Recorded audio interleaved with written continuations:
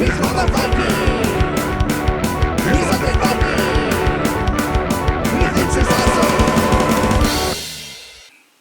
everybody, it's me, Undead Viking. I'm here to talk to you about a game called Cabals. Now, Cabals was and is a very successful app game that I play on my tablet and on my phone quite a bit.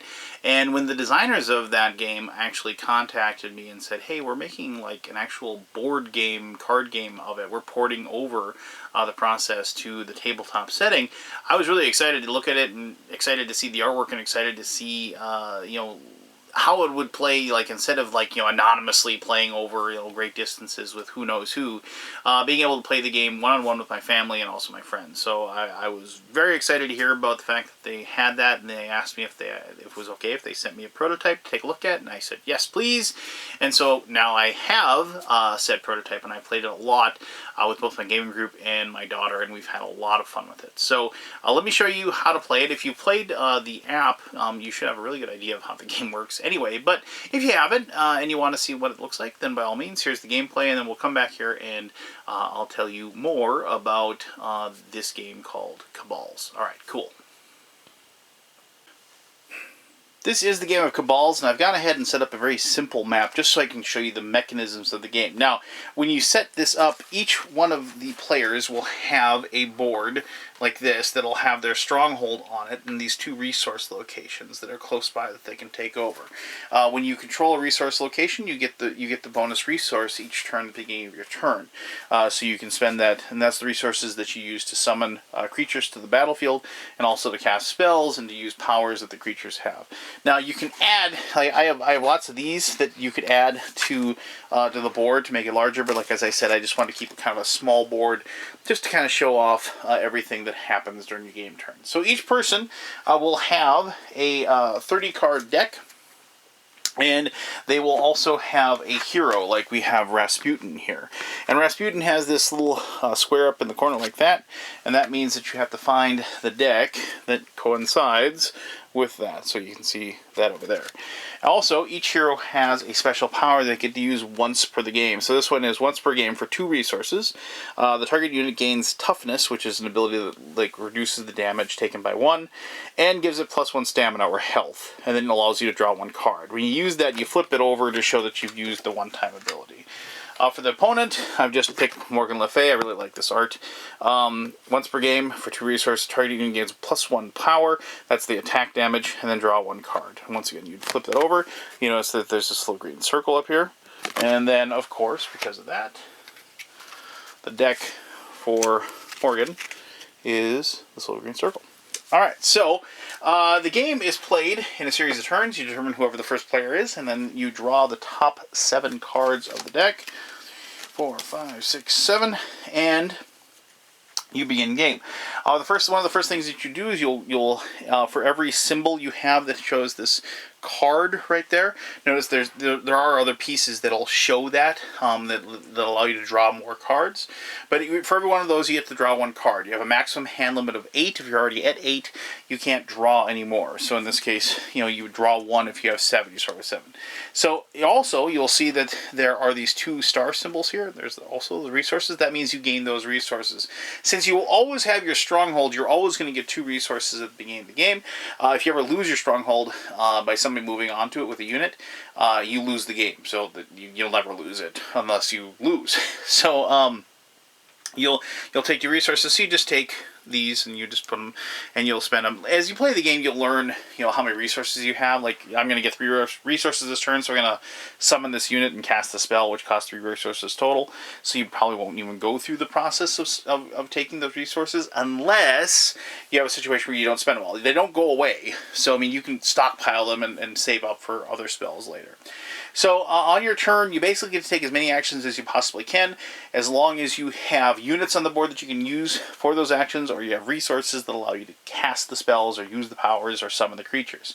And so, like, you could use the 2 resources you get to summon this creature, this Novgorodian nobleman. Thank you.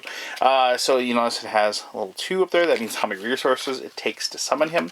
You'll notice he has 1 power, so he has attack strength of 1. He has a health of 1, so he can take 1 point of damage before dying.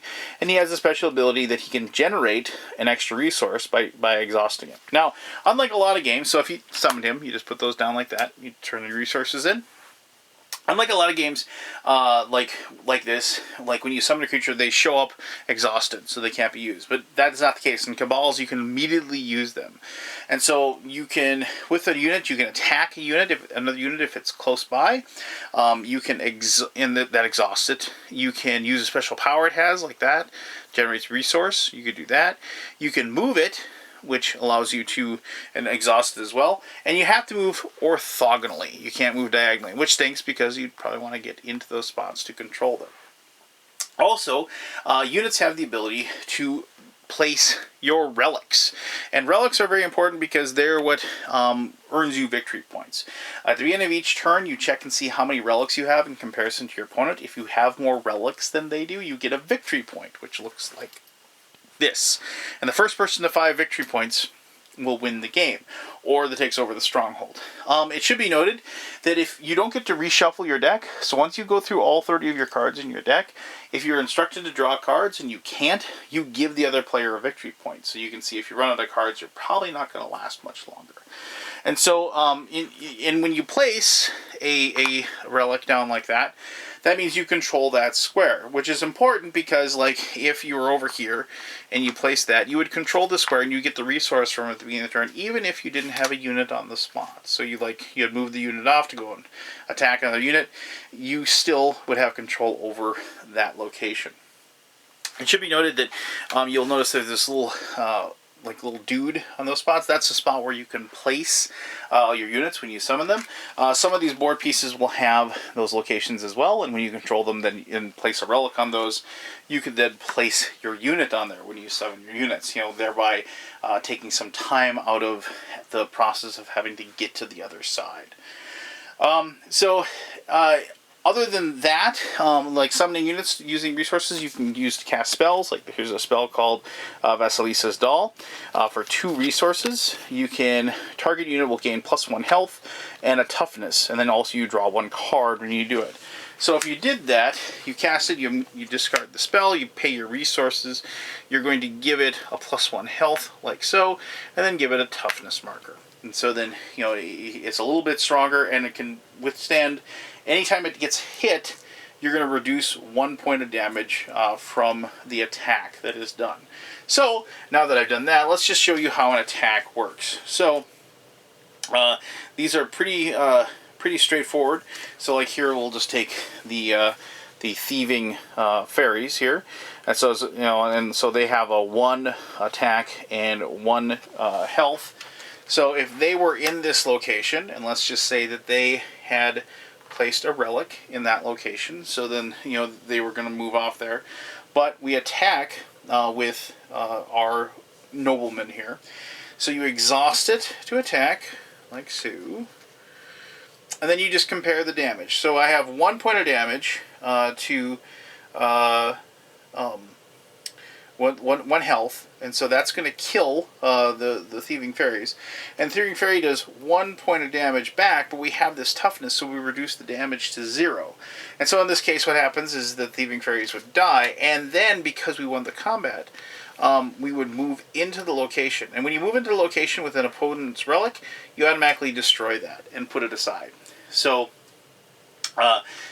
then like they have to then get that relic back out there to keep up with the Joneses, if you will, to prevent the other player, me, from getting victory points. Now, if you have a situation where both of the opponents do the same amount of damage to each other and like destroy each other, then nothing happens. You just remove both of the cards.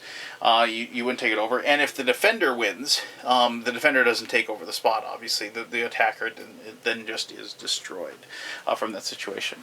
I mean, other than that, they're really, the game is straightforward because the mechanisms are relatively simple, but the big thing is learning all of the cards and learning the different abilities of the cards. So, mean, like you have like these cool things like the magic pigs that have this passive ability that says adjacent enemy relic tokens do not grant control of the tile.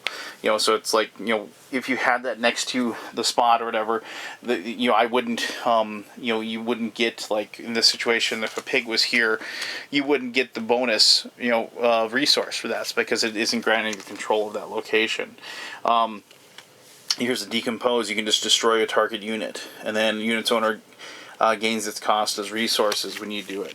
And so, or, you know, Lady of the Lake, target gains, you know, these bonuses, pick one, and then draw one card. And, you know, so you have to learn the different cards that are in the deck, and then, you know, put those to the best use possible when you're playing the game. It is very deterministic, which is something that I enjoy about these types of things. And you know, and having the cards in your hand, and you know, kind of like either gathering resources or getting like your opponent in a situation where then you can like prey upon their weaknesses, or like, you know, dupe them, if you will, and do something that you may or may not have. I mean, like, you know, there's obviously like super units like this guy, the Bear Spirit, you know, 6 resources and 5 in each, you know, and also has toughness. But, you know, you have to work up to that, you know, because it's, you know, 6 resources is a ton of resources to have on hand to pull that off.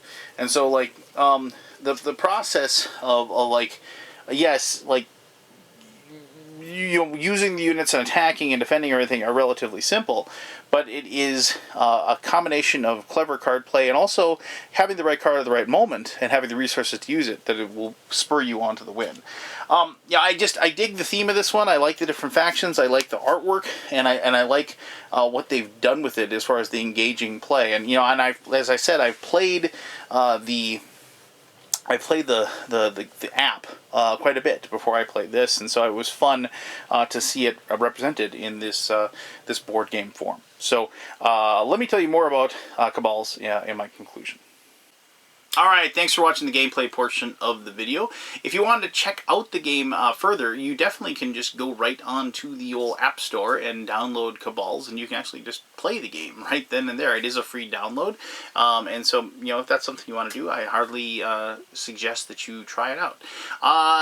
You know, I mentioned some of the reasons why I dig the game. You know, this is a game that I actually played as an app on my phone against nameless whoever's around the world, and I enjoyed it a great deal playing it that way. And so when I had the opportunity to get a hold of this copy, this prototype, so I'd be able to play it face-to-face with both people in my gaming group and also with my daughter, I was really excited to give it a try, and I was not disappointed at all.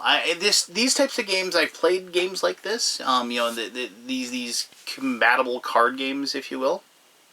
And I always, you know, I like the ones that have the board that allow me to kind of like visually move around. And while it is a bit abstract in a way, it does add more to the idea of these like secret societies, these secret Illuminatis, if you will, that are like running the show behind the scenes, and now they're battling for power and dominance over the world. And I've always liked that. I've liked that kind of theme. I mean, like, that's one of the reasons why I've always enjoyed the old Steve Jackson game Illuminati, and why I played in, like, you know, some of the, like, I had an Illuminati GURPS campaign years ago that we played in, and when we play like Shadowrun, we're always like, you know, the corporations that are the power behind the governments and things like that. I always liked that idea, that subterfuge idea. And when you tie in the really, really cool artwork, you know, it really helps a lot. I mean, a lot of this artwork just makes me think of, like, a lot of the kind of grim and dark, like, comic books I used to read. And they really, I mean, this Morgan Le Fay piece of art is amazing. I love the look of that. I mean, just the cool green glowing skin. Some of the art, like, here's another one of the heroes. This is Tarnhari. I mean, this just makes me think of Mike Mignola's Hellboy and stuff like that. And since I play this game like I play this game mostly with my daughter, which is a lot of fun because like it's fun watching her kind of figure out the way the cards work and the spots to use them and what have you. She's really big into art. It's one of her passions, and so I've seen her like take her ideas, you know, like that she gets from this, and like she started drawing like more things with more shading instead of big bright colors, which she still does. She still draws the butterfly and pony pictures, but you know she has started like making like, you know, expanding her horizons and going into different directions. And so I like that I have a game like this that she enjoys playing, but also just it kind of expands that ideas and things as well. And so, you know, I mean, and that's a completely, you know, I mean, who knows? I had no idea that was actually going to have an effect on her, but I mean, it was a very welcome change. I mean, the bottom line is the game is fun. It's fun because it has those clever moments of having the right card at the right moment. It has those tense moments of like, how am I going to possibly stop him from taking that relic and winning the game in this situation? Or my deck is running low. I need to figure something out to do. And it also is one of those games that it's really tough to have a runaway winner, if you will, because you know the score kind of stays the same, and it, you know, maintains, you know, and it you know, like anytime you kind of get up a little bit, you know, it just seems like the seesaw, you know, you know, evens itself out, and the other person kind of, if they play their cards right, will kind of shift the balance, if you will. And so, you know, it has a very good like internal barometer, if you will, that prevents like somebody that just, you know, maybe perhaps like knows more about the game, you know, it prevents them from just dominating the game and taking over, which, you know, I think is going to help a lot as far as like, you know, introducing new people to the game, if you will. So, you know, for all those reasons and a ton more, like I said, it's just it's a fun, quick battle game. It doesn't overstay its welcome. You know, it isn't something where you're going to be like, you know, baton death march, grueling, you know, slogging through the mess, if you will, type of situation as you just plod along. This is a very fast and brutal game that is you know, full of tough decisions and meaningful moments. And sometimes, like, you know, just like as I said, like you have those wonderful like moments where you have the perfect card at the perfect time at the perfect situation where like you'll play it and you'll just devastate your opponent, and that's very satisfying. And also when that happens to you, it kind of like, you know, infuriates you a little bit, but it makes you just want to, you know, set up the game and play it again. So there you go. That is Cabals. If you have any questions about the game, please ask away. I'll be happy to answer those to the best of my ability. I greatly appreciate you taking the time to watch this video. And until next time, I'm the Undead Viking, and I'm telling you to have yourself one heck of an awesome day. All right, bye-bye.